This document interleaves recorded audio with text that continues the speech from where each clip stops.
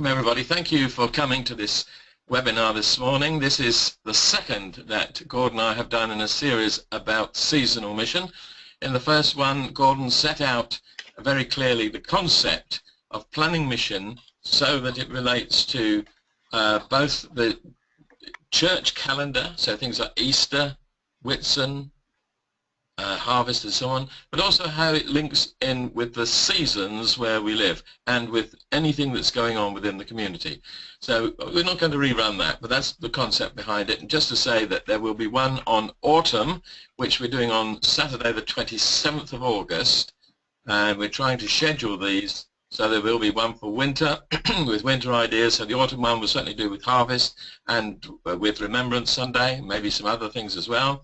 And then there'll be a winter one, and we'll be looking at Christmas in particular and New Year. And then there'll be one fairly early in the new year, which will look at spring and so on. So we'll run these 4 times a year and try to spread the word so that lots of people have the opportunity of coming. So hopefully now I can just carry on. Just to introduce the two of us. Most of you perhaps will know me. My name is Barry Osborne, and I'm the Director of Mission for Rural Mission Solutions. Gordon Banks, as I've already mentioned, is a Church Army officer. He's working currently within the Diocese of Lichfield, and he and I have worked together running seminars around the country at different times in the past, and it's good to work with you, Gordon, this morning. I don't know if your mic's on and you want to just say hello. Good morning, Barry. Good morning, everybody. God blessing be upon you all. And Gordon and I have already prayed that the Lord will bless this session and you'll find it useful. There will be a survey at the end. It'll pop up on your screen. Please complete it and send it back to us. Also, we have the opportunity of you're taking part in a poll so that you can ask some questions. And I've mentioned that if you've got a question section there, if you click on questions, you can type in a question. And you've also got a thing that you can hold a hand up. But strangely, on my control panel, I'm not seeing anything that tells me that anybody's asking a question, but it could pop up at a later date. So we'll see how we go. But just feel free to type in any questions. We may deal with those at the end. We have an awful lot that we want to share with you. So my apologies if we seem a little bit rushed, but we want to keep this within the 45 minutes schedule. Now, just to give you an indication about polls and how they would work, we're not normally we might put 2 or 3 because it gives us feedback and enables us to see things.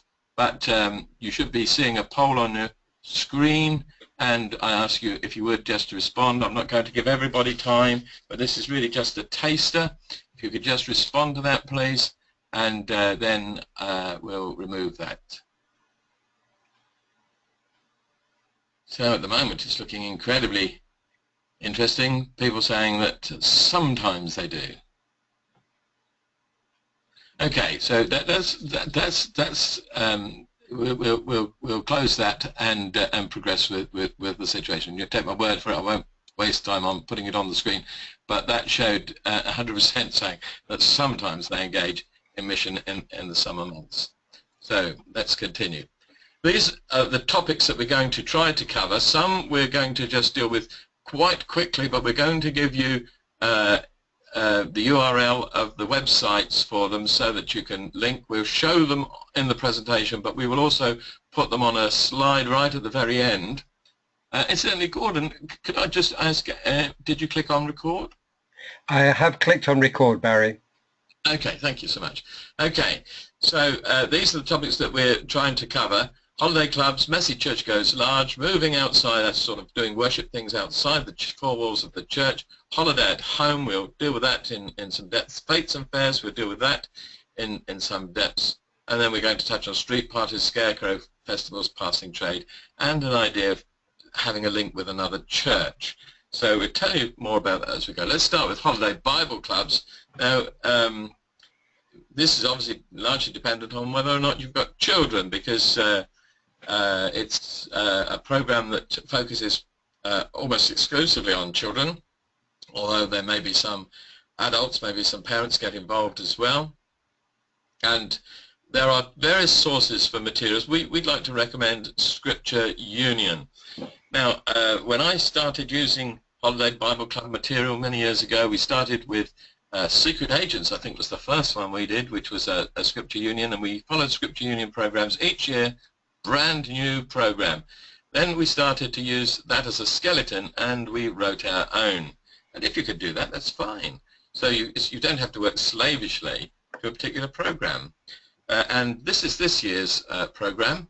It's now I still haven't found out whether that's Guardians of Ankara or Ankara or how you pronounce it, but Guardians of Ankara. And I just show you the website for Scripture Union. Now, it's looking at that, you'll find, you may not have it large enough on your screen, but we're going to give you the URL. And remember, you'll have that at the end, and you'll also have it in a handout which is available. I'll say something about handouts later, but there's free material on this, and also there are apps that you can download as well. So there's lots of material there, and it's well researched, well prepared, and we highly recommend it. So that's at www.scriptureunion.org.uk. Holiday Bible Clubs. Do you want to add anything, Gordon? Indeed, Barry, if I can. I mean, you mentioned that you may not have children, so this is a really opportunity to spread the word across various other churches, villages, to try and create a critical mass. Now, also worth thinking, you may be struggling to have something like a weekly Sunday school. Well, think about it this way. Rather than having a weekly Sunday school, how about working on what's called episodic? And this generally works better with children and young people. So that means that you have your holiday club, but then you're building extra special days throughout the year, and you will find you've probably got more contact time with children than you would trying to get them week by week. Now, the other good thing as well is if you run a holiday club, and maybe for 2 or 3 days, as some do a whole week, but if you do 2 or 3 days, make sure that those days are the end of the week. Thursday, Friday, or Wednesday, Thursday, Friday. On the Saturday, you have a morning together with all parents and carers coming along to see what the children have been doing. Then have a picnic with an invitation to the special holiday club service on a Sunday when certificates are handed out. So it's important to push it to the end of the week.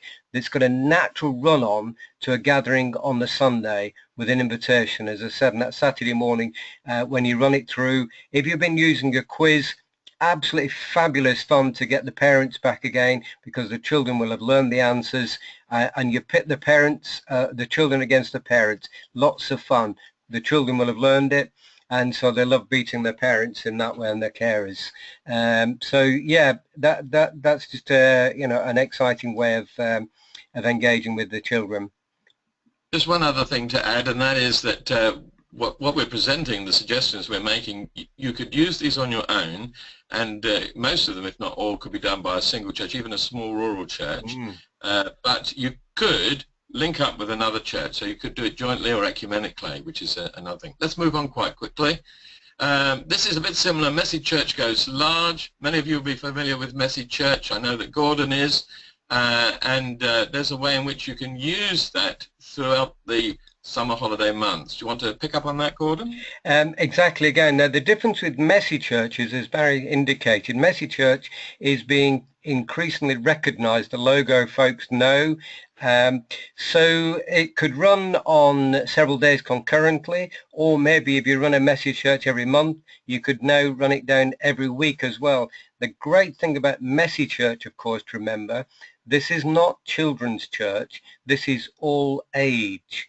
And so you're getting the full families along and getting them involved in all the activities and crafts as well. And of course, you could use a Messy Church during the summer to launch Messy Church in the autumn. If you've not sort of got Messy Church yourself, you have a holiday club goes large, and then say this is going to continue. Hope you had a great time.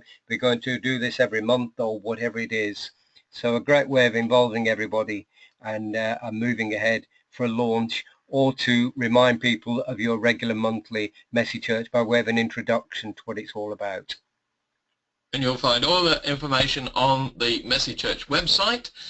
This is a little glimpse, not the whole of their resources page by any means, but just a little glimpse of it. But you'll find loads and loads and loads of material, and they'll be happy to support you. You'll find that there's someone, a support person in your area if you are in the UK. Let's move on again. There's the URL. Remember, it will come on the handout and at the end of this presentation. Now, the concept of moving outside. So much of what we do is shut away inside four walls. People don't know necessarily what's going on. They feel a little uncertain about coming along and walking actually into a building. What might happen if actually during the summer months, occasionally we took our activities outside? Now, it could just be an ordinary service. You don't have to plan something different, but songs of praise works very well on the outside, and you could run a songs of praise, and there are various ways you can do it. The picture sort of indicates people have gone out into a woodland area, which is fine, and you could do that. But simply, if you've got a little bit of outside land with your church, you could exploit that, and you could invite the congregation to bring their own chairs or rugs. You could link it with a picnic if you wanted to, various things. And you could do all sorts of things. I mean, you're limited by your own imagination with regard to this. You can even use it for a Eucharist. And I have a friend who runs a garden Eucharist. Gordon, when we were talking about this at a previous occasion, you mentioned about trying to keep the gathering open so people can feel quite free to come and join in. Absolutely vitally important, Barry. Try and, if you can, appoint a few watchers, people who can draw others in who may be standing around with minimum of fuss. You don't want this, oh yes, do come and join us, but wait a minute till I get another chair, etc., etc. People should be able to slide in, and think of the woman touching the hem of Jesus' robes. We need people there, so we are focusing on what's going on, but we're not that focused that we kind of lose our attentiveness to who might be wanting to come and join us as well, and gently inviting them to come in and join us. So important. I've just seen this so many times where it can go, if you like, become difficult because folks are so closed in that there's nobody who's kind of like wanting to come and join us. Yeah, that would give out a message that we're rather exclusive. Well, that's exactly what you don't want. So have a couple of people who are watchers. They've got a half eye on what's going on, but they've also got half eye anybody who may be sort of passing by, interested, and with a lovely smile just say, come and join us, you're more than welcome. So yeah, very important. Couple of watchers. And walking church is another possibility. You could do that in the week, don't have to do it on a Sunday. And obviously some churches have men's walking groups. It's an opportunity to draw alongside people who don't normally come to church or only come occasionally, who perhaps like to walk. We used to do a 3-hour walk in my village, and we had a number of walks we went on, and we planned these specifically for men, and we ended up with a pub lunch, and we would invite our wives and girlfriends to come and meet us and have lunch with us, which gave us a car to get back home, which was rather good. But you could take the whole congregation on a walk, and you could use moments in that for prayer and reflection. If you plan it carefully, you could actually construct a kind of a service, an informal service around parts of the walk. But just to take the church on the outside. Of course, lots depend on the average age of your congregation, how you might do that, and what your facilities are where you are. You can do that in an urban context as well as a rural. And if you want to follow that more, Fresh Expressions website has got a section there, and again, you'll have the full link in the handout. This is just their main URL. Just to say, Barry, if I could just pop in there, I've had experience when I was in Cornwall regularly taking youth groups on a Holy Communion pilgrimage. So we would walk around various places. I've even done this one time in Glastonbury with a youth group we took up there as well. So you can actually stage the Eucharist, the various bits of it, over a walking period. It really is lots of fun. and can be quite an exciting way of doing that. If anybody wants more information on that, you can get back in touch with me. And you'll have Gordon's contact details also in the handout and at the end of this in-depth. And Holiday at Home is one of those. Now, Holiday at Home, again, it's a generic name, but it actually comes in different forms. Some people have built it around outings. I know one rural church that has a series of outings. But I'm going to talk about a program that we ran in Market Harborough, which is on the border of Leicestershire and Northamptonshire. It's a small country town, and the Methodist minister, Brian Kennard, when he moved into the area, he was keen that we did Holiday at Home, so Churches Together in Harborough took that under its wing, and I've been involved with it since day one. So I'm going to talk about a specific Holiday at Home program. Now, we run a 5-day event. We run Monday to Friday, and our target group are older people in the community that will technically be over 55s, but we don't check people's birth certificate at the door. We're really looking for people perhaps who might not have had a nice holiday. Now, in this town, we have people who are affluent, but we also have people who are poor. So it opens up an opportunity for people to have an exciting experience over 5 days. Now, 4 of those we actually hold in the Methodist Church. We use the Methodist Church for reasons that it fits very, very well in terms of being handy to get to and having the right facilities. More about that in a moment. But one day we do an outing, and on this occasion we're going to 2 places on the journey. We're stopping partway on the journey and going to a garden centre, and then we're going on to Lichfield Cathedral and hoping to have someone there to tell us all about the cathedral, and then people have enough time to pop to the shops, or there's another interesting place nearby where people can go. So it runs more or less from just before 10 o'clock through to 4:30. Again, I'm going to come back to talk about that in a moment. And our Sunday program runs our home church-based program runs from 9:45 to 1 o'clock and finishes with a really, really nice lunch.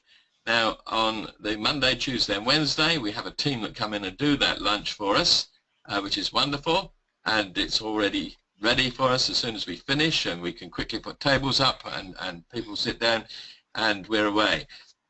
On Friday, because we have a fish and chip shop very handy, we have fish and chips, and that lightens the load, and we have fish and chips. And all of these days we have a nice dessert and tea and coffee available as well. Now, what do you need in order to run of these? Well, you need a good planning team, because you're going to want to generate lots and lots of ideas. I'll show you some of the things that we've done in a moment, but you want people who can think, what could we do? What are the resources that we have in this area? Who are the people we know who've got skills, who could come in and lead one of these sessions for us? But on the actual days when you're doing these things, you're going to need helpers. Maybe older people who don't walk very well and might need some assistance, and you just need people who are going to interact. Now, this is not an overtly evangelistic program. It's done as a community service, but if you've got committed Christians who are able to articulate their faith and know how to be wise about that, then by having a team ready, they can be badged and identified. There'll be opportunities perhaps for them to say a word or to answer a question. Then you want distinctly a separate catering team, so you're not having to be concerned about that. When I'm thinking about catering team, it might be more than one doing different days. That could work, although we use just one team for Monday, Tuesday and Wednesday, but we do use small teams from the various churches in the town who take it in turns to provide tea and coffee when people are just arriving, and tea and coffee halfway through, and they add biscuits or cakes, and that's available free as people come in and also in the mid-morning break. So that's separate from those doing the meals.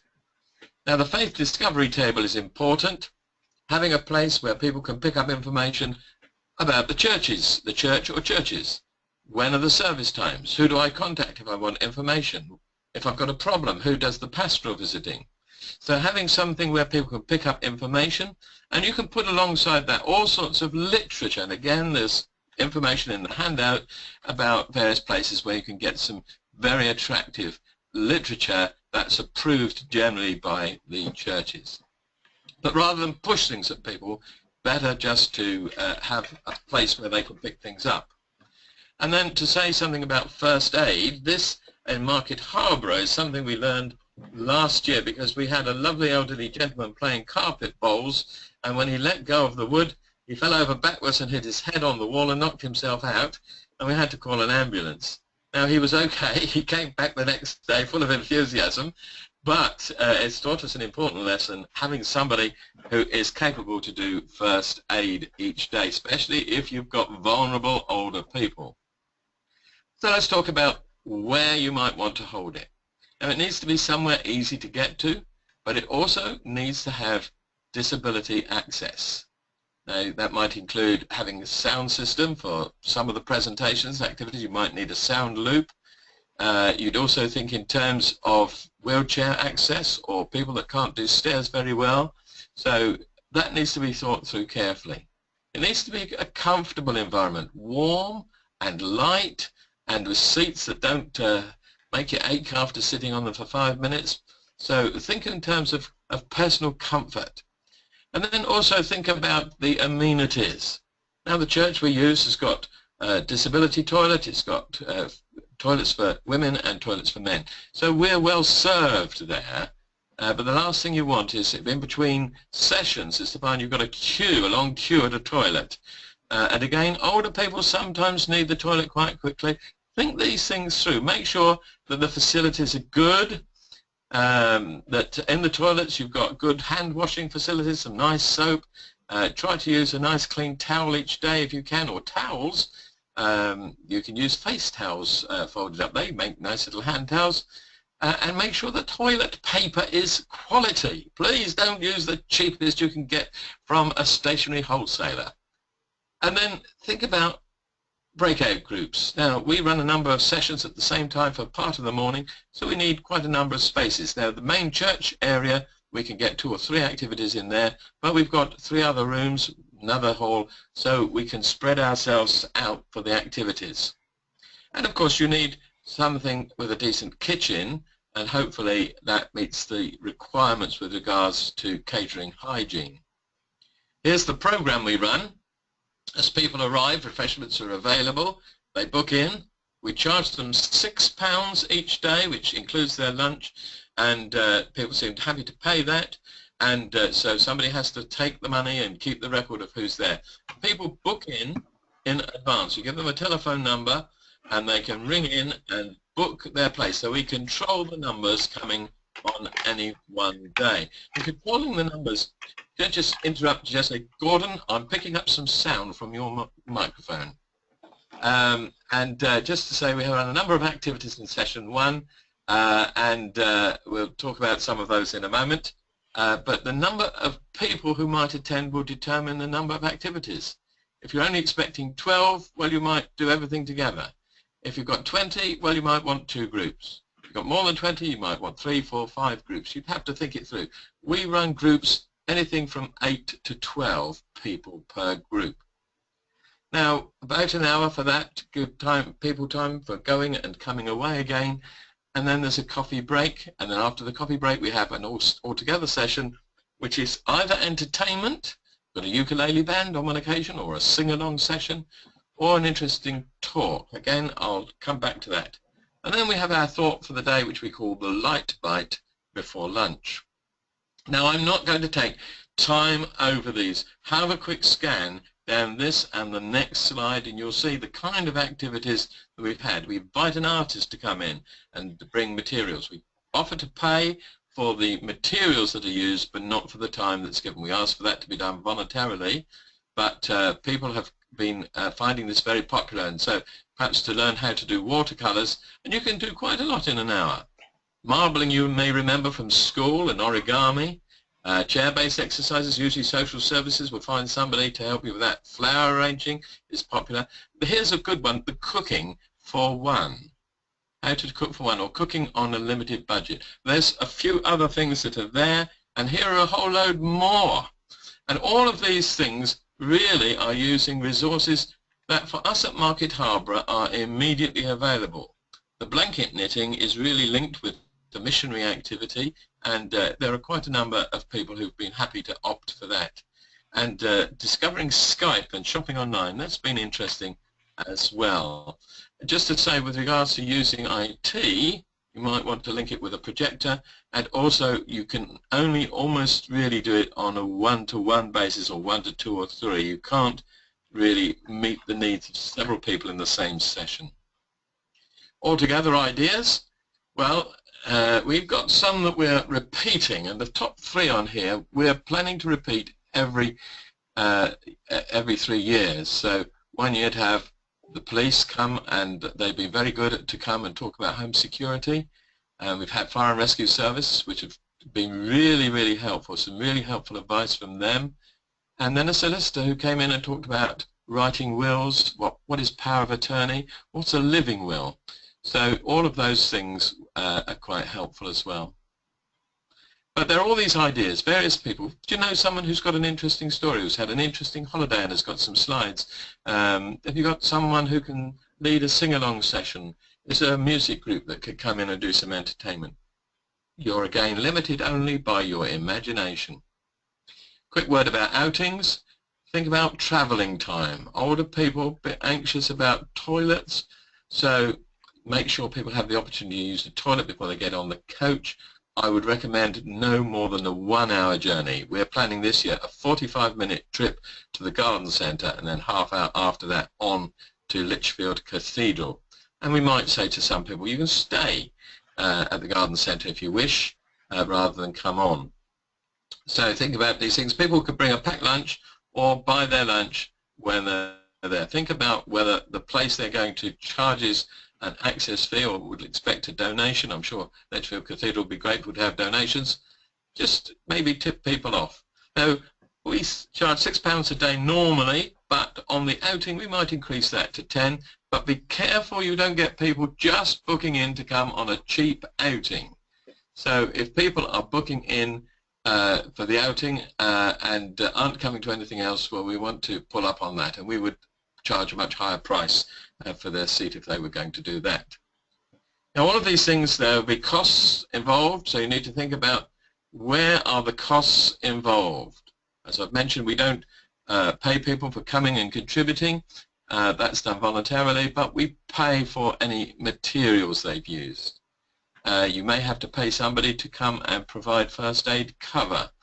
Lunches is a big expense, outings are a big expense, but there's administrative expenses as well. Various places you can get the money. You can make that attendance charge. That's very important as far as we're concerned. But grants from churches or churches together, grants from charities, or grants from businesses. We're benefiting this year from a grant from Waitrose, who are giving us just over £400.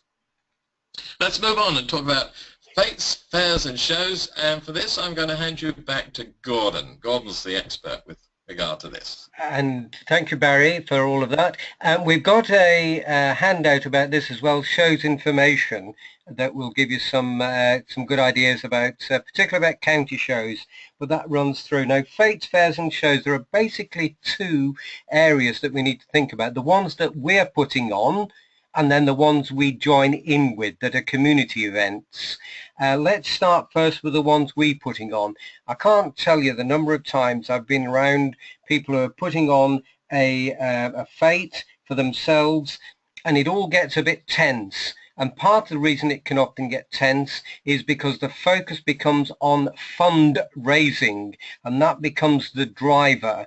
And I would like to just slide the D out slightly and have it thinking about fundraising and giving a blessing. I can't tell you again the number of times I've been when people have taken that step of faith and just perhaps invited people to give a donation for something, and just to say, no, this is free, this is God's love, we just want to give it away. That just creates a whole different atmosphere. that people respond to. If it's an event that we're joining in with, now here I think is quite important and a useful way of thinking about how we engage with an event that we are there with our church team, and it works along what we call a traffic lights. And so we're thinking, well, why are we actually here? Now, if we're joined in with a community event, a red would be that we don't hide the faith, we're quite clear who we are, but there's no overt evangelism. We're not trying to shoehorn Jesus into every conversation. We know we're there, we're part of the community, we're having fun, whatever it is. Now, an amber event, you can up the ante a little bit, and you could have some evangelistic material, you could have people trained in pointed conversations, but even there, just be a bit careful about your agenda. You're there to listen to people and to their story and to see what God might be doing in their life as well. And then if you go for green, well, that would be something that you've got an open invitation, you call the shots, and it may be that you have got a community event which you've opened up to the community, people come in. Now, the key thing is that your team know what kind of event this is, red, amber or green. So you don't get sort of set up and off you go. And some people say, well, I thought we were doing this and I thought we were doing that. So really work out exactly what you're doing as well. Remember that in rural areas, speaking about the Christian faith is often too personal. So we've got to be quite winsome to winsome. The key thing is, amongst other things, is to make sure, and we've got details of this, is that people can have some material, maybe a simple card with something like www.christianity.org.uk, some information about your church and contact people as well. But the key thing is to make sure you know the rules of engagement, and then think widely on what you're doing and blessing. Now, just quickly, if I may say, one of the things we did regularly at the South of England show, and you could do this when they did larger event, is if there are any children get lost, then the church tent or the church presence could be a good place to hold them and to keep them safe, because when children are lost, announcements should not be made over the tannoy system if they've got one. So everybody should know that the children, if they are lost or looking for somebody, will be brought to a safe and secure place as well. So think blessing, think being there, think about being engaged with people.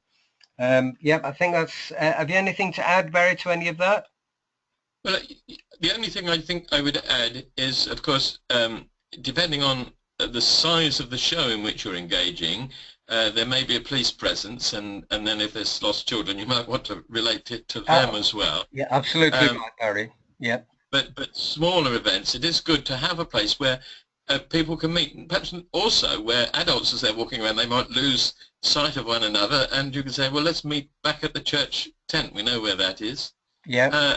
And I think thinking about amber, I mean, you can use a church presence if you've got a marquee or a tent or a gazebo or something where people could come. You could use that as you could use refreshments in connection with that. You could also use it as a place if you've got a screened off area where people want to talk about a problem and so on, but make sure you've got people appropriately qualified and covered by a certificate. So all of that is important. Prayer is very important as well, and often valued, giving people an opportunity to find either to pray with them or find a way of writing prayers down, a whole variety of ways, again, creatively thinking about that. Prayer tree works well, hanging cards on the prayer tree, a prayer net, anything kind of tactile. People really enjoy praying in that kind of way as well. Just to chuck in there very quickly, I'm aware of the time we're running through. One of the things I do on prayer is what I would call a secret prayer bowl. And so I invite people to write prayers that between them and God that goes into an enclosed bowl where they can just pop the prayers in. Those prayers then are taken into the church on a Sunday, not read out, just offered up to God and then destroyed. That, folks, always I find my bowl is quite full, that people just want to cry out to God in that way that's between them and God as well. Right. Thank you, Gordon. And just link with that, similar thing, street parties. Now, if you can find an opportunity for a community street party, that would be great, but you really need to link it to something. Now, there could be a local event that you could celebrate. You could link it up with some sort of regular event like a steam fair. But this is one that we held in the village of Yelvertoft, which was a street party for the whole village. And we grouped people from various roads into separate tables. And we had 500 people. The village has a population of about 850. 500 people on a bit of a damp day came along, and it was done on a bring and share basis. And then we had some barn dancing and presents. And the Christians had organised this. We did it in cooperation with the parish council, of course, which was important, to celebrate the Queen's 90th birthday.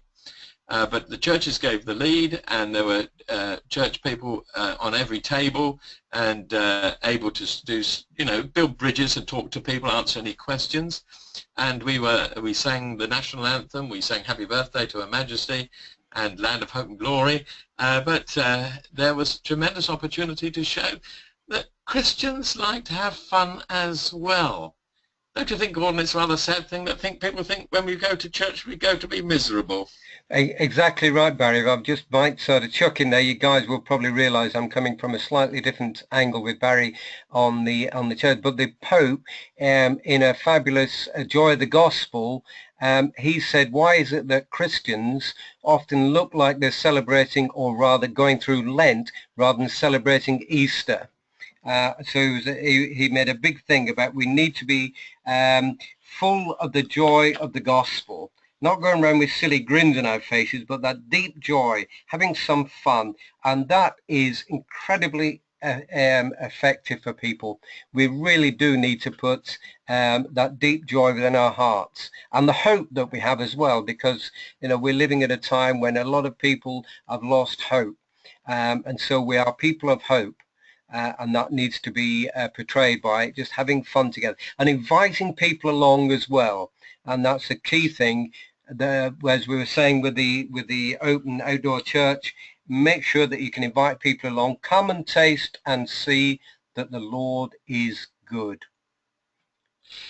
Talking about having fun and so on, one of the things, again, that we have done at Yelvertoft, which is in Northamptonshire, we've linked up with a couple of other villages and a group of churches together under the banner of Hope, and we call it Hope in Our Villages. And among the different activities we have organised jointly together under that banner, Hope in Our Villages, we have run an annual picnic in the summer, so that people have been invited to come along to a open-air Songs of Praise meeting. We've held it behind the local school, using their grounds and some other common ground, and we've had a roundabout and a bouncy castle, and we offer free ice cream and sweet corn. So just making that available and inviting people just to come for a community picnic, which starts with songs of praise. We had a good turnout for that. So think about it again. You're limited only by your imagination. Use summery things in summer times.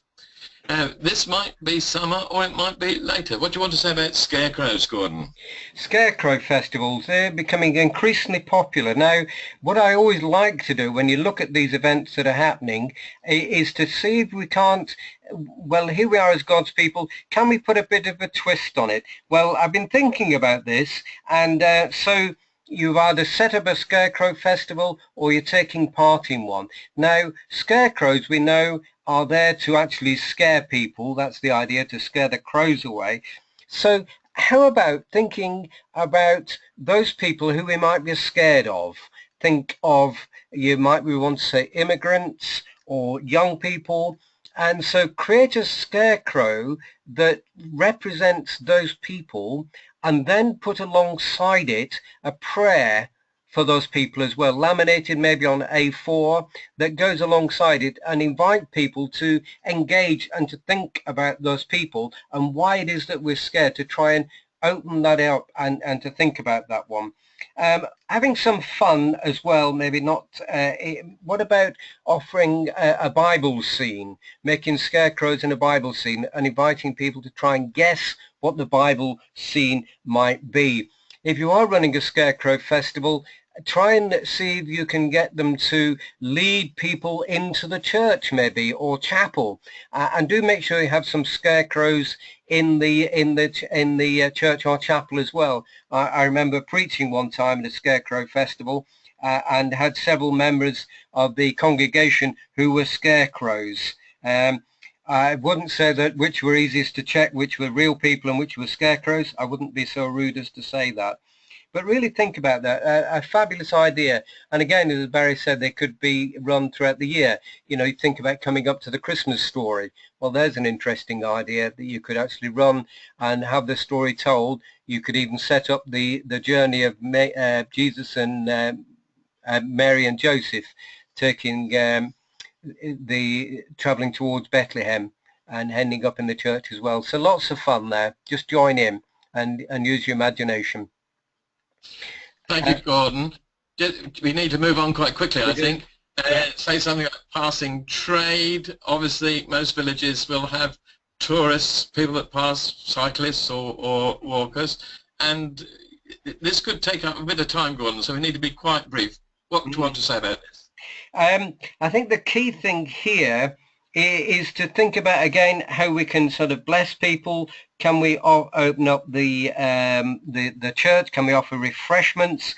And particularly, if I want to say one thing, Barry, is can we not just tell past history, but can we tell the history of God's people now and what they're doing? Make sure that the church is looked after, has a good feel to it, isn't you know, so you've got no tatty books around. There's a nice sort of fresh feel to it, and do make sure that people have an opportunity to sign the visitors book, say a prayer or write a prayer, and take some literature like the christianity.org.uk, something away with them as well. So it's about blessing them in that space. If you've got people who can pop in there and keep there, all the much the better.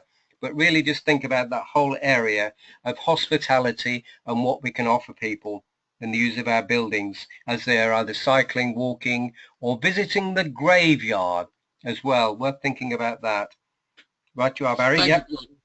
Thank you so much. Now, time has really gone, so let's just show you the remaining slides. Only a couple more just to say. One suggestion was, could you link with a town church, invite them to come for a day, maybe share in some of these events, give them a taste of rural church life, build bridges. We're always concerned about people commuting to town churches out of villages, but you might be able to build a healthy bridge by putting on something and inviting people to come and share in any of these things. Don't hide the light when you're doing these things. There may be community activities, but have material available with church information, contact details, various resources. They're all available in the downloads. Here's an excellent website, christianity.org.uk. Just to remind people about the Country Way magazine, which is an excellent resource, and the Arthur Rank Centre has got lots and lots of resources. Please go to that. The information's in the downloads. If you've still got a question, there's still time for you to type it in. I've just got the one comment at the moment saying, thank you, this has been very interesting. Glad it's been helpful. We've got a survey we wish you to complete. That would be helpful. If you want to drop us an email with any comments that we can use to promote interest in these webinars, that would be appreciated as well. So don't forget to use the downloads. Go and have a look at those, make use of them. Contact Gordon or myself anytime, and on any questions to do with rural mission or mission generally, we're only too pleased to help, encourage, enable and support. So from me, goodbye, thank you for listening. And from me as well, goodbye and God bless you all in your endeavours to make Christ known.